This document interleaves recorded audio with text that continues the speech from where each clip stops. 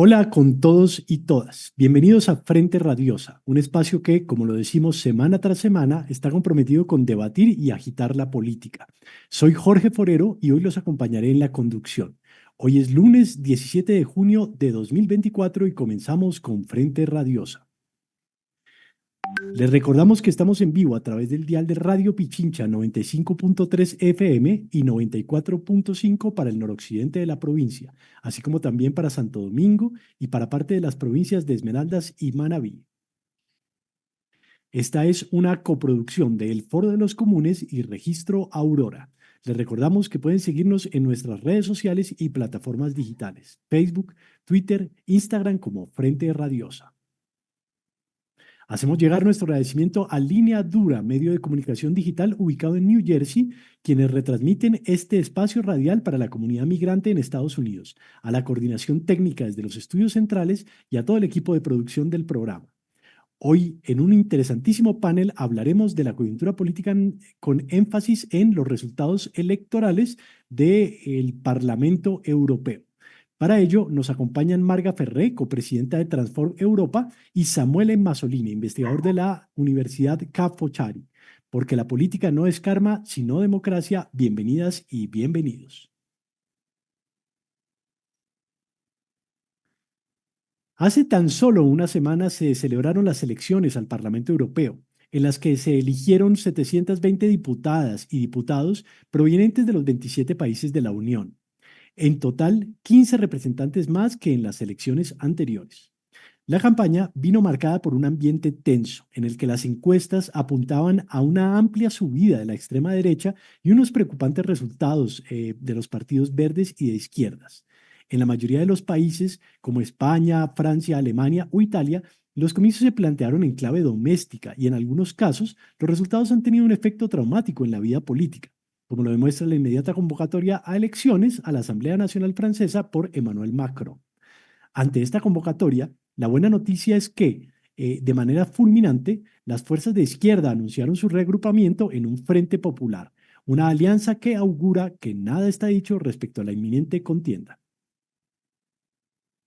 Las encuestas acertaron parcialmente.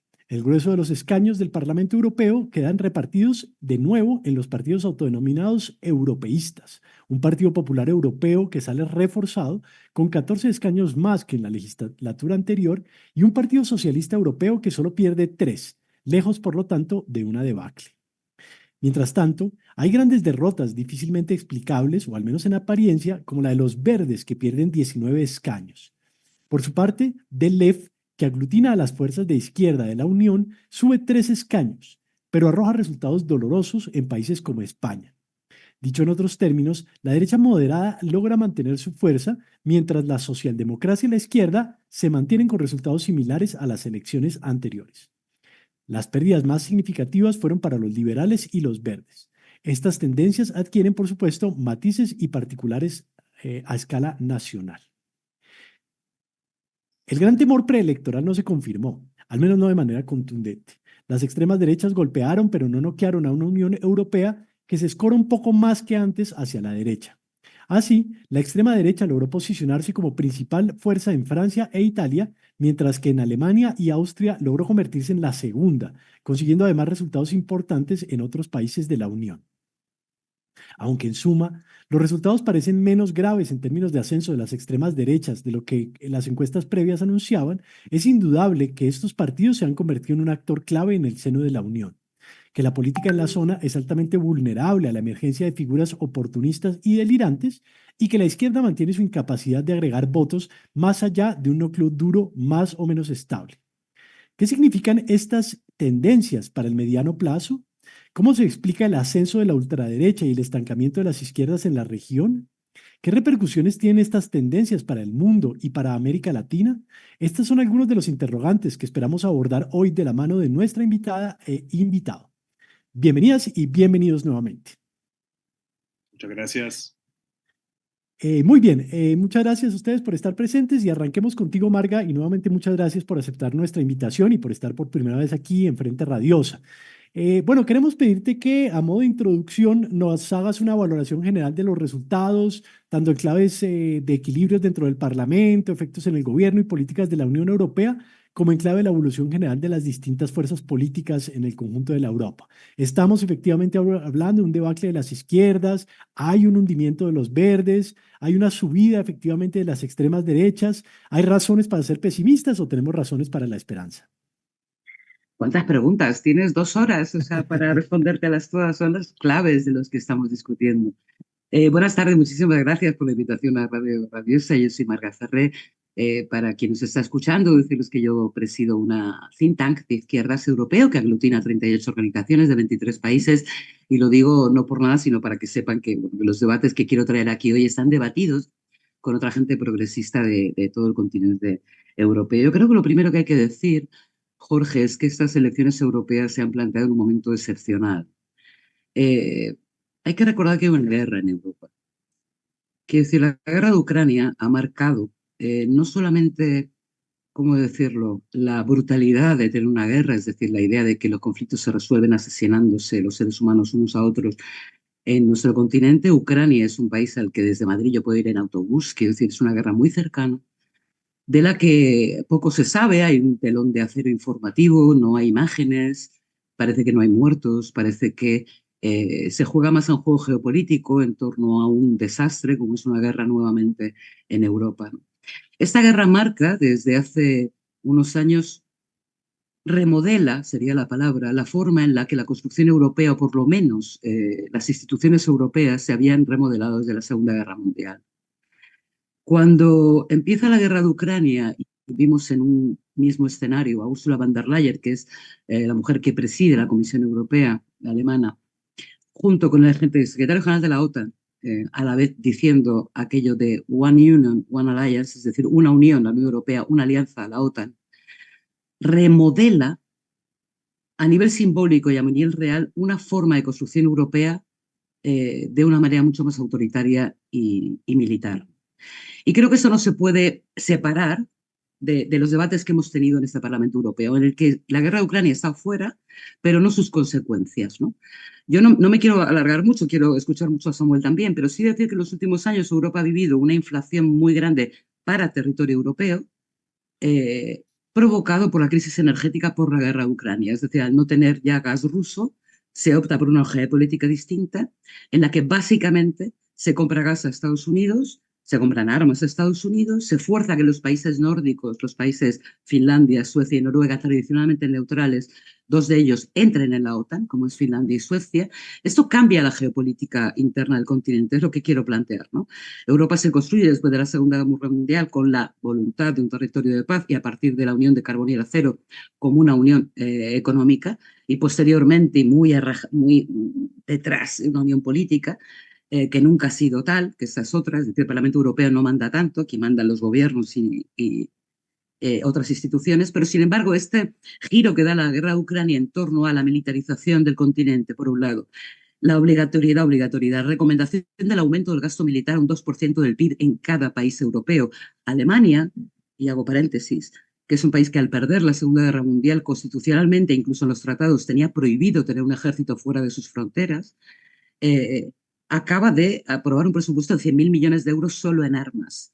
Un país que fue el origen del nazismo, quiero decir, y que fue el origen de la Segunda Guerra Mundial. Cambia esa concepción del siglo XX y principio del siglo XXI de lo que había sido la construcción europea. Y la cambia peor, claro, para mi gusto, ¿no? Tiene que ver con la crisis energética. Europa ya no habla de cambio climático cuando fue el gran tema de la década pasada, que la Unión Europea había lanzado las políticas más avanzadas en torno a las políticas climáticas que se concretan en el Acuerdo de París, con la voluntad de no subir más de 1,5 grados la temperatura del planeta. Hay un acuerdo bastante amplio. Bueno, eso se olvida por completo. Ya nadie habla de cambio climático.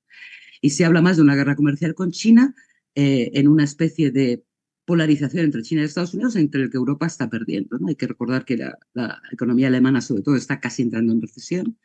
Eh, con procesos muy diversos. A lo que voy es que es una situación muy excepcional. Es decir, el proceso de la extrema derecha no cae del cielo, no es algo espontáneo, no es una reacción virulenta, no es una patología, es una mala consecuencia psicótica desde mi punto de vista a una situación que no se sabía encarar. no solo desde la izquierda, ni la socialdemocracia y tampoco los liberales, ¿no?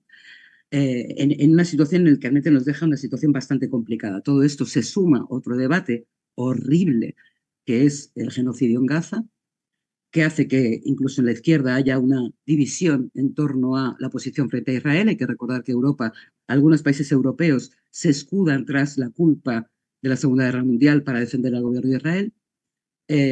Y gran parte de la población europea reacciona de manera contraria. Hay países europeos donde están prohibidas las manifestaciones de solidaridad con Palestina. A pesar de ello, la gente ha salido a la calle, como puede ser Polonia, en primer lugar Francia. Es verdad que cuando Macron decreta la prohibición de la solidaridad con Palestina, los parisinos, siguiendo su bellísima tradición, tardaron 45 minutos en montar una manifestación de apoyo a Palestina. Pero, quiero decir, ha habido cierta desobediencia civil, que también es interesante analizarlo, analizaremos después, Jorge, ¿no? Cómo este doble... Hay como una, por resumirlo y para darle paso a Samuel, hay una especie de distancia cada vez más grande entre las decisiones geopolíticas y mediáticas y los intereses de la gente, ¿no? Que siempre ha habido cierta distancia, pero esta vez quizá ha sido todavía más grande. Y en esa disputa, la extrema derecha ha entrado en el terreno del juego, no como ellos querían o presumían, pero también les da igual, ¿eh? La extrema derecha no aspira al poder, sino a la hegemonía, y eso no es lo mismo. No sé si Samuel está de acuerdo conmigo. Muchas gracias, Marga, por esta vista panorámica, ¿no? Que yo creo que nos permite conectar un poco con Samuel, más o menos en la misma línea de este último punto al que estabas apuntando, acerca de la extrema derecha y esas aspiraciones que caracterizados un poco como caracterizaciones hegemónicas. Samuel, bienvenido, un gusto tenerte por acá también, ¿no? Siguiendo con esa, precisamente esa cuestión de la evolución de las extremas derechas en Europa. ¿Podrías esbozar un diagnóstico de estos resultados específicamente respecto a estas fuerzas? ¿Cabe hablar de una alianza reaccionaria en el epicentro del Parlamento Europeo? Sí, por supuesto. Bueno, muchísimas gracias por la invitación, primeramente. Un gustazo estar con ustedes, pudiendo hablar de resultados de las elecciones europeas. A ver, como vos ya lo pintaste en el pantallazo inicial, yo creo que el mapa, si nos fijamos en los resultados, digamos, en los escaños que tendrán los diferentes grupos dentro del Europarlamento, no es que haya cambiado mucho con respecto a las elecciones anteriores. Es decir, los populares europeos ganan algunos escaños, los socialdemócratas más o menos se mantienen con los mismos escaños, pierden apenas tres. Los que realmente pierden bastante espacio son los verdes, parcialmente también la izquierda, el grupo del GUE, eh, y evidentemente, bueno, y los liberales también, sobre todo debido, digamos, al desplome del partido de Macron, que luego, como a lo mejor veremos ya en otra ronda de preguntas, ha provocado un torbellino político en su país. Pero bueno, los que realmente ganan en estas elecciones son los partidos de la extrema derecha. Habría, sin embargo, que matizar un poco esta afirmación en la medida en que se trata de un avance, ¿eh? No es una verdadera ruptura. Justo en estos días yo me estaba encontrando en la traducción de un libro de una filósofa belga, del inglés al italiano, una filósofa belga que se llama Chantal Mouffe, un libro que fue originalmente escrito en el año 2000. Y es curioso ver que justamente en el año 2000 ella ya hablaba, digamos, del surgimiento, del avance de los partidos del populismo de la derecha y de la extrema derecha. 25 años después vemos cómo todavía el avance de la extrema derecha sigue siendo noticia. Entonces, no es que ha sido digamos, una progresión paulatina. En los primeros años 2000 era algo novedoso, pero es algo que, digamos, de forma progresiva hemos visto avanzar de poco a poco. Todavía, evidentemente, no tienen una mayoría parlamentaria, pero condicionan de manera importante el debate público. El debate público europeo es fuertemente impactado por sus resultados electorales, bueno, tanto a nivel europeo como a nivel nacional, y vemos también como la agenda de los propios partidos conservadores va evolucionando porque ellos se sienten de alguna manera obligados, ¿no?, a seguir un poco esta corriente que van arrastrando los partidos de la extrema derecha. Hay que también, sin embargo, hay que matizar un poco, digamos, lo que está pasando con la extrema derecha. Me parece que el punto más de avanzada de la extrema derecha en Europa en este momento es Meloni. Giorgia Meloni en Italia, que ha confirmado su resultado de las elecciones, digamos, generales de hace un año y medio, se confirma primer partido en Italia. Lo que hay que recalcar ahí es que se trata de una extrema derecha que de alguna manera se va normalizando. Y uno de los aspectos que me urge poner en evidencia es que ya en casi todos los partidos de la extrema derecha han desaparecido los eslóganes más antieuropeístas.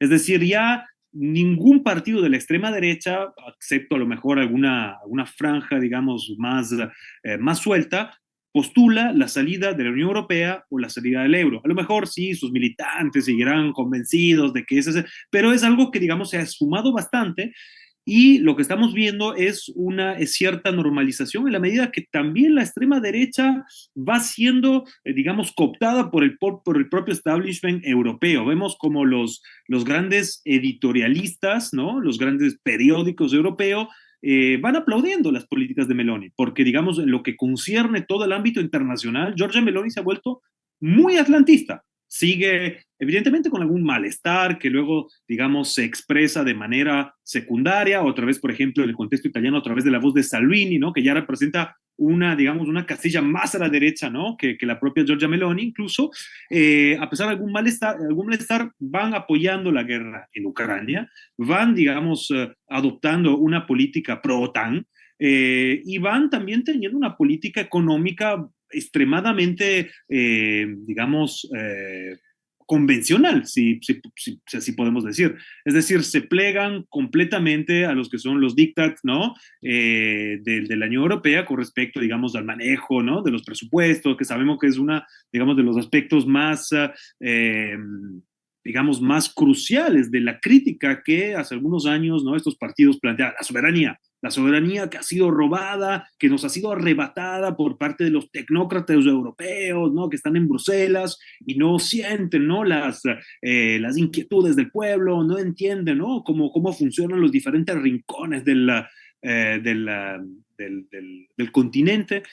Y entonces, más bien, digamos, la retórica de la extrema derecha se va un poco, digamos, orientando hacia una defensa, ¿no? De los valores europeos, de la civilización europea, ¿no? Es justamente en función antimusulmana, antiárabe, antirrusa, seguramente. O sea, como que en plan, aquí hay libertades, aquí las chicas se van con minifalda, aquí nosotros podemos hacer lo que da la regalada gana, mientras en otros países no lo pueden hacer. Entonces, esta es una de las retóricas que han adoptado más recientemente, dejando a un lado también, y eso también lo podemos ver, aunque de manera más parcial, en la retórica, en los programas políticos de Le Pen. Justamente también en el caso de Le Pen hay cierto amortiguamiento, ha ablandado, ¿no? Un poco esa política hipernacionalista, y promete ser mucho más blanda, justamente, ¿no? Con respecto a los empresarios, incluso en términos de política social, lo que planteaba Le Pen hasta hace algunos años era, claro,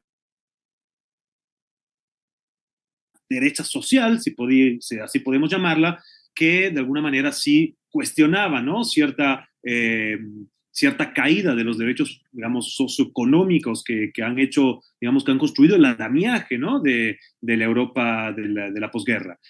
Bueno, parece que eso lo va dejando cada vez más y es lo que ahora tiene, digamos, por delante Le Pen es la posibilidad de llegar al gobierno, porque como ya veremos en los sondeos de las encuestas francesas, está por arriba, digamos, el primer partido. Ahora se ha formado esta coalición de partidos de izquierda que parece, por ahí van medio parejos, pero todavía, bueno, tendrá que hablar el pueblo francés.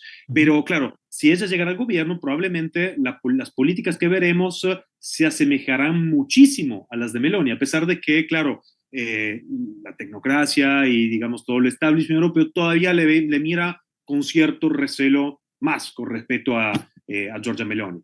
Pero sí, entonces, para volver a tu pregunta, un avance de la extrema derecha que se caracteriza sobre todo por ganar, digamos, en el corazón, ¿no? En el trío más central, ¿no? Del corazón de la Unión Europea. En Francia, primer partido. Yeah. En Alemania, AfD, segundo partido. Y en Italia, primer partido. Eso me parece, digamos, un terremoto político bastante importante en los países que, claro, que tendrán que designar que tendrán evidentemente mayor peso en la designación de la próxima próximo presidente de la Comisión Europea y en todos los nombramientos de los diferentes comisarios. Ya, vale, muchas gracias, Samuel. Marga, Vamos contigo, y quisiéramos preguntarte un poco qué pasa al otro lado, digamos, del espectro político. ¿Qué pasa con la izquierda más allá de la socialdemocracia? ¿Cómo pueden leerse los resultados de estas fuerzas? Bueno, en primer lugar hay que poner de manifiesto la caída de los partidos verdes, que tienen una nítida explicación. Han perdido casi el 40% de su electorado comparado con hace 5 años. Las elecciones europeas son cada 5 años. En el caso alemán, ¿no? En Alemania gobierna el Partido Verde, el Partido Liberal y el Partido Socialdemócrata en un tripartito que una vez que Alemania entra, por decirlo de una manera, en la guerra de Ucrania, hace que el Partido Verde, que tú fíjate, el Partido Verde, los partidos verdes surgen en Alemania en los años 70 con Petra Kelly, era un partido muy antinuclear, un partido muy radical, muy hippie, ¿no? Pues se ha convertido en prácticamente todo lo contrario. De hecho, la ministra de Asuntos Exteriores alemana es del Partido Verde y ha sido una de las mayores impulsoras del envío de armas a Ucrania. Pero no solo eso, es que el ministro de Transición Ecológica ha abierto minas de carbón por la crisis energética y ha hecho que hasta el movimiento ecologista en Alemania eh, le tirase huevos literalmente en los mítines llamándole el ministro del carbón. Es decir, parte de la caída de los partidos verdes obedecen a cierta adaptación que los partidos verdes como representantes de cierta clase media liberal europea tuvieron hace 10 o 15 años y que hoy manifiestamente no han respondido con las demandas de un movimiento climático cada vez más radicalizado. Creo que esa es una, en parte, sus explicaciones. Tiene otra, y es que los partidos verdes en algunos países sí, en otros no. Porque en los partidos verdes hay de todo, hay partidos muy de izquierda, partidos muy liberales, o sea, hay que ver cada país cuál es. Pero bueno, la tendencia más grande que puede haber también se corresponden con, ¿cómo decirlo?, las ciertas inquietudes de determinados grupos sociales, ¿no? Y esos grupos sociales también están cambiando, ¿no? En Europa hay una polarización de salarios, cada vez hay más gente con salarios más bajos y salarios muy altos, caen los salarios intermedios, esto tiene consecuencias políticas que habrá que leer mejor, pero que en cualquier caso la caída de los partidos verdes yo creo que obedece a la poca seriedad con la que se han tomado el tema de la paz y el tema nuclear, concretamente, que eran las dos grandes bases por las que se crearon estos partidos, ¿no? Sobre todo porque ha vuelto el debate nuclear en Europa, por cierto, con el tema del cambio climático, algo que los verdes habían caído. Pero bueno, y en el caso de la izquierda, yo creo que si me permiten 5 minutos para plantearles algunas contradicciones, ¿no? Yo soy española, estoy hablando desde Madrid. Hace poco escribí un artículo que si quieres se lo mando por si les interesa, he publicado en Jacobin, que tiene que ver con que en los últimos 2 años hemos vivido en 5 países europeos unas escisiones en la izquierda que coinciden en el tiempo y al coincidir en el tiempo me llevan a intentar analizar los motivos de fondo que hacen que en países como Alemania, España, Grecia, bueno, Portugal, se produzcan y Francia, perdón, se produzcan estas decisiones, ¿no? Es decir, en España, que venimos de un movimiento de los indignados que creó Podemos, después Unidas Podemos, conseguimos el gobierno del país. En España la izquierda radical está gobernando con 5 ministerios, ¿no? Se crea un nuevo proceso que se llama Sumar, tenemos elecciones el año pasado, vamos todos juntos a las elecciones y posteriormente se produce una escisión. No voy a entrar en los motivos, solo que se produce esa escisión y hace que en las elecciones europeas en España Podemos vaya con una lista y el resto de la izquierda más o menos con otra. Entre los dos sacan un 8% de votos, lo cual es muy poco, comparado con que el año anterior juntos se habían sacado el 12% de los votos en elecciones nacionales. En el caso alemán es todavía más dramático, porque Alemania, la izquierda se aglutinaba en torno a la izquierda, Die Linke, que sufre un proceso de escisión liderado por Sarah Wagenknecht, que crea un nuevo partido bajo su nombre. Sarah Wagenknecht en Alemania es una persona muy popular, muy conocida, y crea un nuevo partido para acercarse a lo que ella entendía que eran las motivaciones de cierto votante de Alternativa por Alemania, de la extrema derecha, sobre todo en los temas de inmigración. Y además con una postura prorrusa, diferente de, como decía, el Partido Verde que está en el gobierno, que es la atlantista o de la OTAN, ¿no? Esto ha llevado a una ruptura de Die Linke en dos, y esta ha sido la primera vez que se han presentado por separado en las elecciones, con un resultado de un 6% para Sarah Wagenknecht y un resultado paupérrimo para Die Linke, un 2,9% de los votos. Digo paupérrimo porque es la primera vez en la historia que Die Linke saca tan poco voto. No voy a meter en el caso italiano, del que Samuel sabrá más, porque es tradicional. Las decisiones en la izquierda italiana son tradicionales. Aún así, ha habido un buen resultado de la unión del Partido Verde y Sinistra Italiana. Sinistra Verde Italiana tiene casi un 6,9% de los votos, lo cual es muy buena noticia, ¿no? Pero ha habido también escisiones, la tradicional en Portugal, entre el bloque de izquierdas y el Partido Comunista de Portugal, y una nueva escisión en Grecia. En Grecia es importante porque Syriza gobernó el país de 2015 a 2019, partido que más votado por la gente, que entra en un periodo de crisis hace unos meses y se divide en dos partidos políticos, Syriza y Nueva Izquierda. Se presentan los dos de manera separada a las elecciones. Lo que quiero decir es que parte de la explicación de no tener un buen resultado electoral tampoco es malo. Se mantiene el 5% de los votos a nivel continental, lo cual es poco, pero era más o menos lo que tenía antes, un poquito menos. Tiene también sus causas en una falta de visión común de la izquierda de los retos de nuestro tiempo. ¿Puedo resumirlo así quizá? Ujú. Para entender el motivo que hay detrás de las escisiones, ¿no? Que suelen obedecer no a diferencias ideológicas sustantivas, salvo quizá el caso de Sarah Wagenknecht, aunque no tanto, quiero decir, como al hecho de que quizá falta una visión compartida, ¿no? O el tejer visiones compartidas, por un lado. Y por otro lado, y con esto voy terminando, la reacción inmediata ha sido la creación del Nouveau Front Populaire en Francia, después de haber ido separados a las elecciones. Es que es muy curioso, ¿no? Van separados a las elecciones europeas después de un desastroso resultado electoral. Hay que recordar que Marine Le Pen, la extrema derecha francesa, saca un 30% de los votos, pero es que el siguiente saca un 15% de los votos. Es que es sideral la diferencia, que es el partido de Macron, que por eso llama a elecciones, con un mal resultado de la izquierda. Francis Insoumis saca un 8%, el Partido Comunista no tiene representación. Hay que decir dos cosas más para que el oyente en América Latina lo sepa. Los resultados en el Parlamento Europeo no son proporcionales, es decir, los países con más habitantes tienen más eurodiputados, y el hecho de que la extrema derecha en Italia, que es un país con muchos habitantes, en Francia, un país enorme, y en Alemania, los tres países más grandes de la Unión Europea, tenga la extrema derecha peso, hace que tenga mucho más número de eurodiputados que proporción de votantes.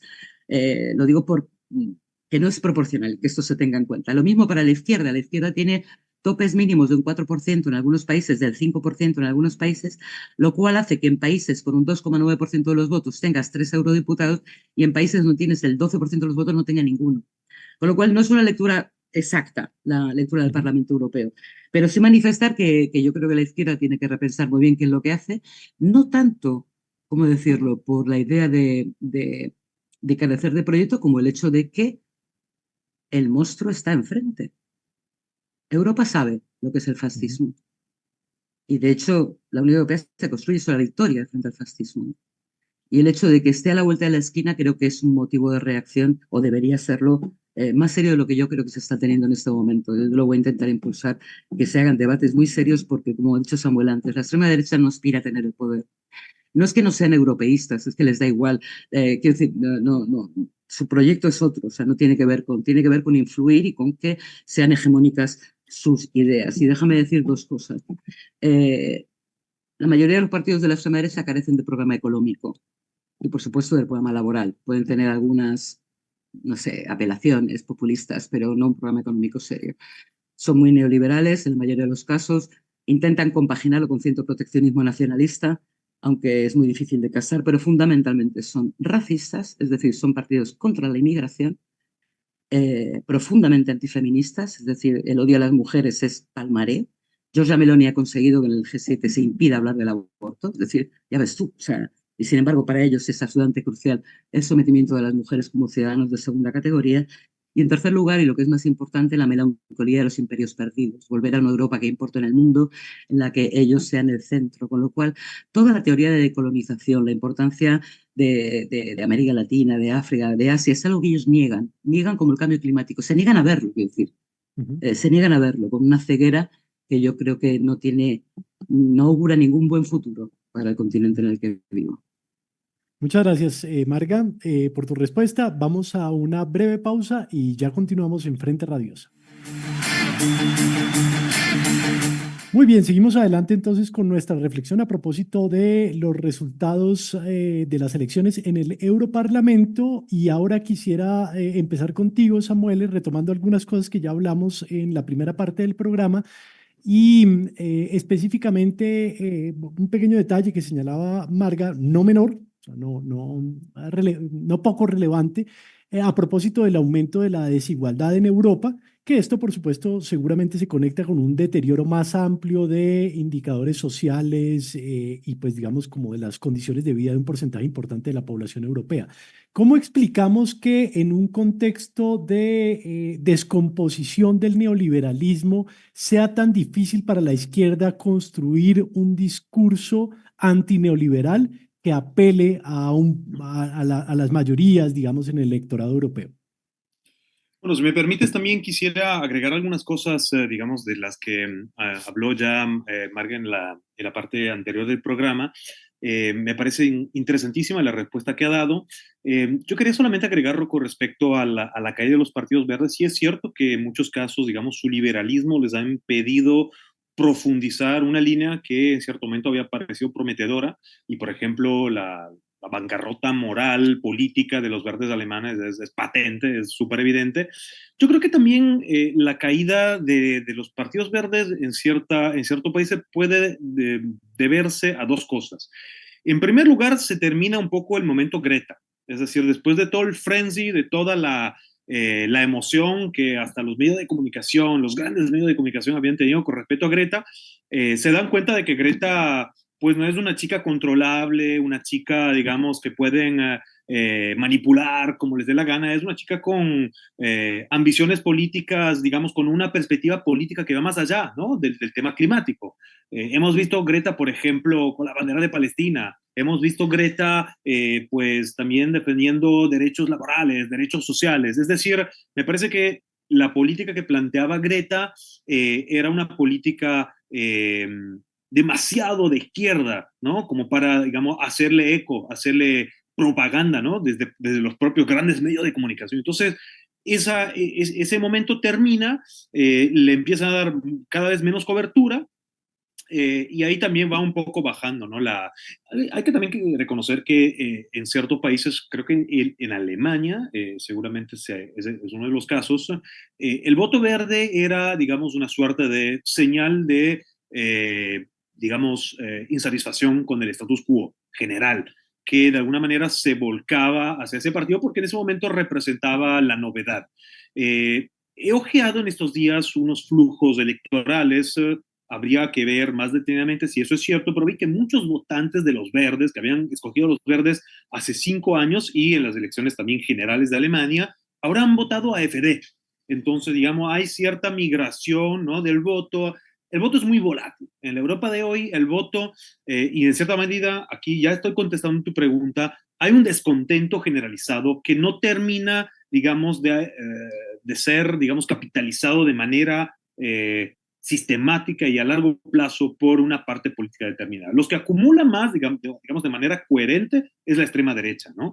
Pero los otros partidos que en algunas coyunturas breves logran acaparrarse ese descontento, no lo logran solidificar, no lo logran mantener en el mediano y largo plazo. Uno de estos casos, por ejemplo, es Podemos y la izquierda española en general, que ha visto volatilizarse lo que hace lo que hace 10 años era un 18%, ¿no? En conjunto, y hace 5 creo que era el 20 y pico. Entonces, hablamos de un quinto de la población española que hace 5 años votaba, y hasta hace pocos años incluso, votaba una opción de izquierda que podríamos denominar radical, ¿no? Con sus diferentes matices, pero al fin de cuentas, a la izquierda de la socialdemocracia, ya, digamos, a la izquierda de la socialdemocracia se ha menguado. Y ahora, digamos, si sumamos los votos de Podemos y de Sumar, llegamos a un escaso 7%, si no me falla la aritmética.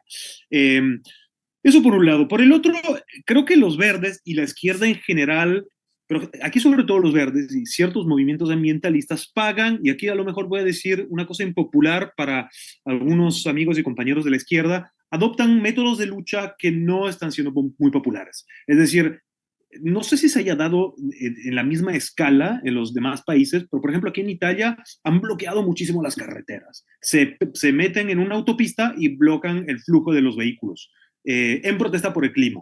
El ciudadano común empieza a antipatizar por lo verde, por el radicalismo ambiental, etcétera, etcétera. ¿Por qué? Porque le está haciendo perder tiempo en ese momento. No ve realmente, digamos, el chiste, ¿no? De que su rutina diaria sea interrumpida. También lo de, por ejemplo, manchar a las esculturas o a las estatuas, también para mí ha sido una técnica, un método de lucha que ha sido pernicioso, es decir, que ha alejado muchísima gente que de una manera a lo mejor liviana todavía se iba acercando, ¿no?, a ciertos temas, ¿no?, de los cuales se está hablando cada vez más. Eso por un lado. Si queremos ya hablar en cambio más bien de la izquierda en general, seguramente las decisiones son eh, un gran contribuidor de la falta de popularidad de la izquierda. Además, las peleas, las trifulcas por cuestiones mínimas, por cuestiones chiquitas. En España, bueno, España parece que ha replicado perfectamente el patrón de Italia, ¿no? De estar así escindiendo el átomo, ¿no? La escisión del átomo. En Grecia también, como hemos visto, en Grecia el otro día estaba en una conferencia con unos griegos y les dije, bueno, pínteme el mapa de la izquierda griega, porque realmente hay cada 6 meses surge un nuevo partido, y Varoufakis y ahora otros ex de Syriza, no me acuerdo el nombre, de la militante que ha perdido las internas. Antes había el partido este más, digamos, antieuropeísta de la Pavitzas, y bueno, claramente los comunistas griegos, etcétera, etcétera. Otra cosa creo que le jode bastante a la izquierda son estos hiperliderazgos volátiles y esta actitud un poco de primadona de muchísimos líderes que se sienten Lenin, o Togliatti, o Gramsci, o Rosa Luxemburg en la tierra, y claro, evidentemente asumen unos poses, unas formas de ser que yo creo que al votante, al elector común, empiezan un poco a chocarle y a alejarle de ese mundo.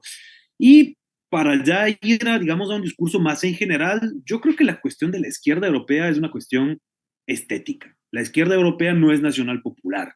La izquierda europea es una izquierda que exhibe un gran capital cultural, de manera a veces incluso inconsciente, que habla de una manera que para muchos de las clases, buena parte de las clases populares es incomprensible, es estrafalaria, es alejada de la vida cotidiana, y es una exhibición justamente de cierto capital cultural que, como nos enseña Bourdieu, toda élite, y la izquierda europea es, sobre todo la radical, es mayoritariamente compuesta por élites, tienen a perpetuar. Y la perpetuación digamos, del capital cultural es a través de su exhibición. Obviamente eso tiene un coste. Desde un punto de vista electoral eso no rinde, porque, digamos, en vez de ofrecer a los electores, digamos, unos liderazgos, claro, que están por encima de ellos, pero que sean imitables y que a los propios egos, ¿no?, les den algún tipo de satisfacción. Para utilizar un lenguaje freudiano, son liderazgos que demasiado alejados, demasiado distantes, y de esa manera yo creo que en vez de aglutinar, ¿no?, a la gente, bueno, los que deberían ser los interlocutores más naturales, ¿no?, de una propuesta de izquierda, es decir, las clases populares, los trabajadores, la clase media, etcétera, etcétera, bueno, se ven totalmente rechazados por esa estética. A lo mejor podrán decir, ay, ese programa sí es lindo, pero, joder, el de la derecha habla mi lengua. El de la derecha es mucho más capaz de interpretar mi sentir, mi forma de ser. Incluso yo creo que aquí lo políticamente correcto y todo lo woke le está jugando una mala pasada, ¿no?, a la izquierda. Es decir, la adopción de ciertos cánones extraurbanos, yo creo que no le beneficia, ¿no? No le permite conectar. Y más bien yo creo que la derecha, si bien evidentemente desde un punto de vista programático no es antineoliberal, porque hay una continuidad completa, ¿no? Lo hemos visto con Meloni, lo vamos a ver el día de mañana, Dios no quiera, con Le Pen, con el Rassemblement Nacional perdón, con el Frente Nacional en Francia. Ellos no se oponen al neoliberalismo. Es más, después de unos años de cierta apertura a raíz de lo del COVID, ¿no?, de cierto aflojamiento, ¿no?, de los límites presupuestarios, de la política monetaria, que ha permitido cierta recuperación económica, que ha permitido incluso que la crítica a la Unión Europea se hiciese un poco más liviana, y que, digamos, la Unión Europea saliese del banquillo de los diputados en esta breve ventana histórica. Se prepara una nueva ola de austeridad y está ahí cocinándose. Y eso obviamente es un puñete en la cara después de todas las millonadas que han estado gastando por los armamentos para Ucrania. Es realmente algo terrorífico, pero se viene otra austeridad y yo no tengo la menor duda de que estos partidos de la extrema derecha la van a aprobar toda, porque, digamos, es su forma para, digamos, mantener el poder político, porque eso les permite que digamos, las grandes corporaciones, los grandes medios de comunicación, la tecnocracia, digamos, en Bruselas, no les joda. Hablo del poder político, porque como bien decía Marga, digamos, la hegemonía ya la tienen. La derecha tiene, digamos, ha hecho hegemonía. La derecha tiene un poder molecular en el sentido común, lo ha moldeado, lo ha podido plasmar a lo largo de los últimos 20, 30 años. ¿Por qué? Porque han jugado de una manera mucho más gramsciana que la izquierda, ¿no? Que se encierra en este lenguaje, en esta estética, en esta forma de ser, digamos, muy distante, mientras la derecha es mucho más capaz, yo creo, en ese sentido, de hablar con la gente común. Es una lástima, pero me parece que es un análisis de la cual debemos partir si queremos, digamos, emanciparnos de ese 5% que sí, está bien que haya alguien en el Parlamento Europeo, ¿no? Que defienda ciertas luchas, pero evidentemente es ineficaz, ¿no? Con el número yo creo que tienen 30 europarlamentarios, pues no se diga a nivel nacional, ¿no? En ciertos países a nivel nacional. En Italia es súper, bueno, ahora, como decía, y con esto concluyo, Marga, en Italia, Izquierda Italiana ha tenido, junto a los verdes, ha tenido un discreto resultado, pero otra vez es una movilización que se debe solamente gracias, digamos, a la movilización de los tuyos. Han logrado muy bien, eficazmente, movilizar a los electores que ya se sienten de izquierda, más no llegan a ir más allá de ese perímetro. ¿Por qué? Porque por enésima vez Izquierda Italiana escoge una candidata que aquí, digamos, los que criticamos de este tipo de política les llamamos la política de los cromitos, ¿no? Gente que no es orgánica al partido y la escogen por una popularidad muy coyuntural, la ponen en las listas y eso, digamos, arrasa porque le emociona a los que ya son de izquierda. Bueno, han podido liberar a Hilaria Salis, ¿no? Me estoy refiriendo a ellas, que es una chica de mi edad, vamos, de que tiene 40 años, que digamos, era detenida en Hungría por supuestamente haber golpeado a unos nazis en una contramanifestación, ¿no? En el día no me acuerdo, el día del orgullo nazi que se organiza cada año en Budapest. La detuvieron y evidentemente la estaba maltratando, la estaba pasando muy mal en las cárceles de Hungría y, digamos, la apuesta justamente era de candidatearla para que saliese de la cárcel. Pues ahora ha salido muy bien. Evidentemente, esa no es una política para mí que te puedes llevar muy lejos desde un punto de vista de construir hegemonía. Vale, gracias, Samuel. Marga, seguramente también querrás un poco reaccionar a algunas de las ideas planteadas por Samuel. Yo quisiera pedirte especialmente que volviéramos sobre un punto y era esto que señalabas como en elecciones anteriores el tema de la crisis climática había sido un elemento fundamental y como en este momento se vuelve algo marginal.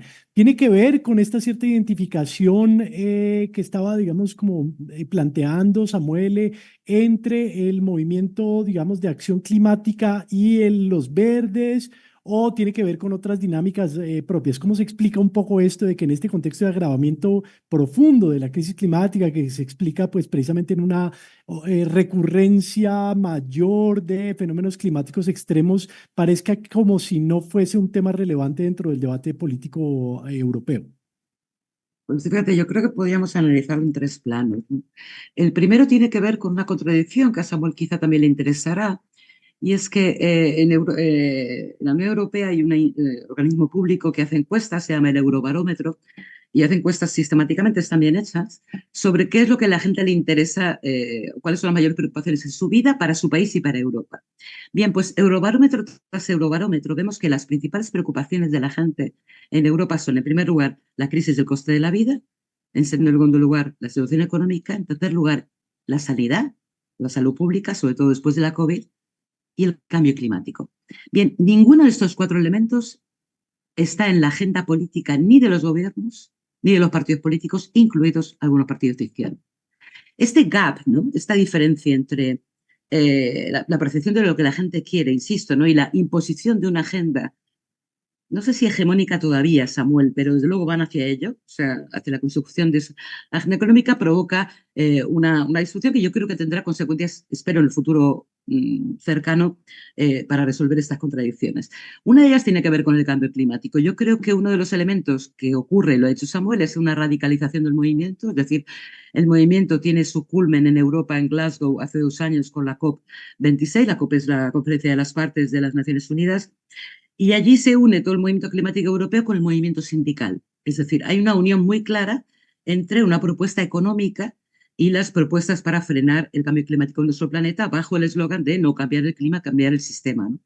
Es decir, esta radicalización del movimiento climático lo aparta de los grandes medios, lo aparta del mainstream y hace, como ha dicho Samuel, que lo aparte incluso de cualquier agenda política, incluida la socialdemocracia. Entonces, el capitalismo yo creo que ha ganado esta batalla de momento y ha logrado que se impongan las medidas de adaptación al cambio climático y no las medidas de lucha contra el cambio climático, que es lo que teníamos hace 10 años. Y esas medidas de adaptación al cambio climático, desafortunadamente, están empezando a ser hegemónicas, como ha dicho Samuel. Yo esto he discutido con gente de izquierdas, que hablan de medidas de adaptación, ya no se habla de transición justa un poco como antes, ¿no? Ahora, se produce otra contradicción que te va a divertir, Jorge, y es que paralelamente a esto vemos que las teorías del decrecimiento, tanto a nivel académico como el movimiento, están mucho más radicalizadas y son mucho más serias y más solventes que lo que tenía el movimiento hace 10 años. O sea, estas, no sé cómo decirlo, no se mueven varios aspectos que hace que yo creo que haya cierta... ¿cómo decirlo?, esperanza en el futuro, porque además es muy contradictoria la propuesta de la derecha y la extrema derecha, ¿no? Yo estoy de acuerdo con Samuel, lo que va a hacer el Parlamento Europeo, Ursula von der Leyen, el Partido Popular Europeo, probablemente sea pactar con los liberales y con los socialdemócratas algunos comisarios, les dará alguno a Giorgia Meloni, no por extrema derecha, sino por presidenta de la República Italiana, perdón, primera ministra de la República Italiana. Ellos ya han quitado a Giorgia Meloni de la extrema derecha,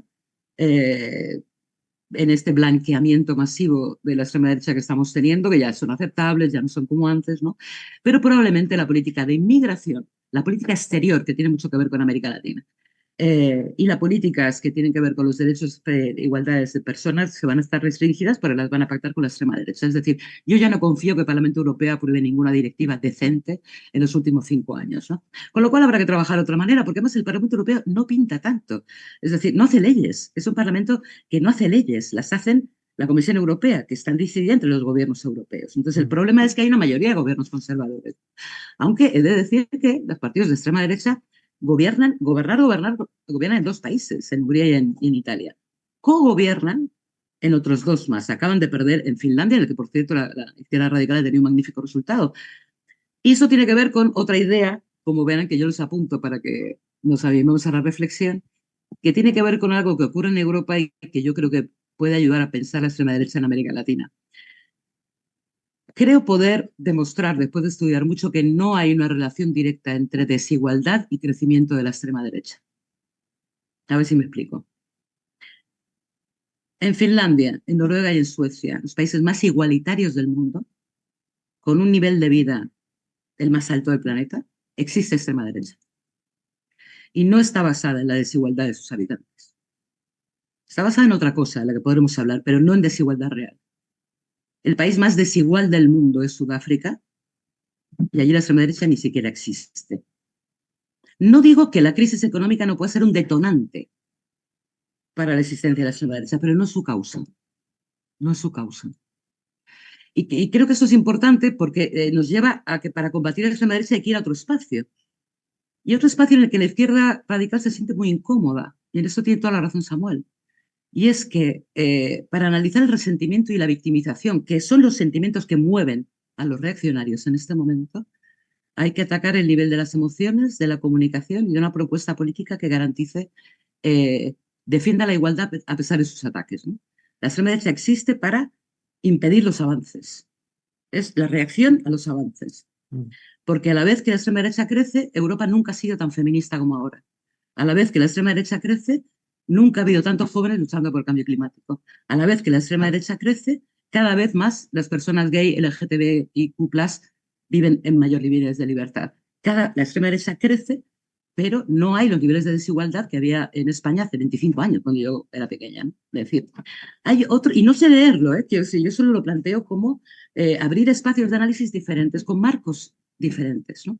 Y que tienen que ver también, y con esto voy terminando, con un cambio sociológico en la propia composición de la clase trabajadora, a nivel europeo y a nivel mundial, ¿no? Pero bueno, para que romper los parámetros con los que tradicionalmente estudiamos la situación. Yo solo voy a poner una última paradoja, para que vean que fundamentalmente la propuesta de la derecha y la extrema derecha, bueno, siempre lo hemos sabido, pero ahora es como muy obvio, es profundamente irracional. Es decir, no se basa en una propuesta racional. En Europa, depende del país, pero vamos, toda la extrema derecha es antimigración, toda. En España un poquito menos, porque la obsesión de Vox es la unidad de la patria, ¿no? Por el tema catalán. No sé si saben, Cataluña es una región que tuvo un proceso la independización hace unos años y la lucha contra esa independencia es el eje que vertebra el discurso de Vox. Pero el resto, en Italia lo sabe Samuel, es la lucha contra la inmigración, en Francia es contra los musulmanes y los árabes, en Alemania también.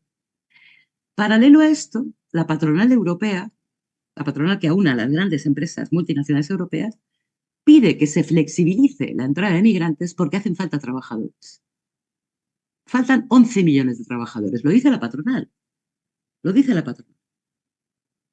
Y a la vez tienes la propuesta de la extrema derecha de cerrar fronteras por un tema racista, es que no es económico. Es lo que intento plantear Samuel, a ver si Samuel me ayuda a pensar, ¿no? No es económico, es puramente racista. Y yo confío en que el capital, que es muy inteligente a la hora de acumular dinero, sea también, a veces el capitalismo puede ser un aliado, ¿no? En este sentido, ¿no? Es decir, no se puede proponer una propuesta tan irracional cuando hace falta trabajar. Pero en cualquier caso, denunciar la irracionalidad de la propuesta, yo espero que sea una ola que se vaya deteniendo y apostar por la salida natural, que es la guía francesa, una vez más. Termino solo diciendo que la propuesta de Nuevo Frente Popular en Francia tiene un antepasado, un espejo histórico. En América Latina, no sé si lo conocerán, que fueron los Frentes Populares, ¿no? El Frente Popular se crea en España, para empezar, para luchar contra el fascismo, posteriormente en Francia, y sigue la Internacional Comunista, no, perdón, era la Segunda Internacional en aquel momento, la decisión de hacer frentes populares para frenar el fascismo. Y funcionó. Yo espero que vuelva a funcionar revitalizada, renovada y con nuevas miradas y lenguajes. Samuel tiene razón en este siglo XXI. Bueno, muchísimas gracias, Marga. Y es evidente, pues, con tu intervención que hay muchísima tela de dónde cortar. Desafortunadamente, el tiempo es tirano en Frente Radiosa. Nos quedan muy pocos minutos. Lo que les pediría es que en 2 minutos nos contaran un poco cuáles podrían ser las repercusiones para América Latina de los resultados electorales en el Parlamento Europeo, de haberlos, ¿no? Por supuesto. Vamos contigo, Samuel, y como te decía, 2 minutos porque ya estamos a punto de tener que cerrar. Bueno, yo creo que justamente como uno de los grandes temas de la extrema derecha es la migración, puede ser que cierren cada vez más las puertas, ¿no? Esa es una de las posibilidades. Yo sé que ahora, por ejemplo, hay algunos países que no necesitan visado. Es algo que estoy hipotizando, ¿no? Es algo que no tenía preparado, pero digamos, sabiendo cómo razonan, podrían, por ejemplo, ya volver a poner visado para ciertas nacionalidades, para ciertos países que ya no requerían de visado para viajar. Pienso en Perú, pienso en Colombia, por ejemplo, pienso en Brasil a lo mejor. Eh, eh, bueno, pues también los procesos, digamos, predatorios, ¿no? De las grandes corporaciones europeas pueden verse de alguna manera fortalecidos pues por unas coaliciones que gobiernan en Europa que pues evidentemente no tienen ningún tipo de sensibilidad, ¿no? Para lo que es otro, para lo que es ajeno, para lo que está más allá de las fronteras europeas, que no sea norteamericano, evidentemente. Ujú. Entonces, yo veo claro que las relaciones, aunque, claro, desde un punto de vista más comunicativo, por ejemplo, hemos visto en estos días las fotos, ¿no? Entre Giorgia Meloni y Javier Milei, ¿no? Cuates ahí en la conferencia en el sur de Italia, en el G7, a los cuales fueron invitados otros líderes mundiales, pues se pueden afinar, ¿no? Ciertos vínculos entre las extremas Ujú. derechas. Y en ese sentido, yo creo que, claro, hay una internacional de extrema derecha que se va cada vez más, y eso ya es evidente, lo vemos en todas las, digamos, los grandes mítines que hacen a nivel mundial, van tejiendo redes, van Claro, compartiendo claro. experiencias y de eso aprenden mucho y se van fortaleciendo y reforzando mutuamente. Eso es peligroso. Vale, Samuel, muchas gracias. Marga, en la misma dirección. ¿Qué lees? Creo que van Tenemos a un intentar minuto. endurecer las leyes de migración. Creo que no van a poder conseguirlo por el motivo que he dicho antes. O sea, hacen falta trabajadores y además muchos. Creo que van a endurecer las políticas contra Venezuela y Cuba. Y creo que es algo de lo que van a alardear mucho, porque es un fenómeno cultural que les encanta. Es decir, odiar a Cuba y odiar a Venezuela eh, de manera muy histriónica es uno de sus temas favoritos. Y creo que eso va a hacer más difícil las reuniones entre la Unión Europea y la CELAC. Pero más allá de eso, no creo que se metan. Yo creo que el problema que tiene la derecha y la extrema derecha hoy en Europa es que están cada vez más, ¿cómo decirlo?, subsumidas a las directrices de la política norteamericana. Y si Donald Trump gana las elecciones en el mes de noviembre, veremos estos líderes europeos sumidos en una irrelevancia. En el sentido que yo creo que el continente de América Latina no tiene que mirarlos con especial miedo ni con especial, pues no van a pintar tanto. Están muy subordinados a la política estadounidense. Creo que no lo van a conseguir como ellos plantean, como he dicho, o sea, hay muchísimos países donde no gobiernan, gobierna también la izquierda, la gente va a reaccionar, pero en cualquier caso, el tema de Venezuela, de Cuba y el tema migratorio van a ser los temas que yo creo que este año van a empezar a lanzar algunos mensajes realmente difíciles.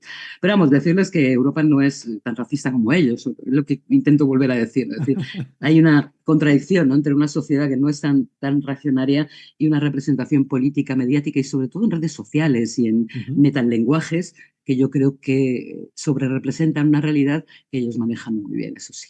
Bueno, muchas gracias para Marga, muchas gracias para Samuel. Nos quedamos con varios elementos analíticos, con algunos elementos de esperanza, otros de preocupación, pero bueno, esperamos que finalmente tengan muchos más pesos los elementos de esperanza y también, por supuesto, las líneas de análisis que ustedes han esbozado. Esto es Frente Radiosa y nos vemos la próxima semana.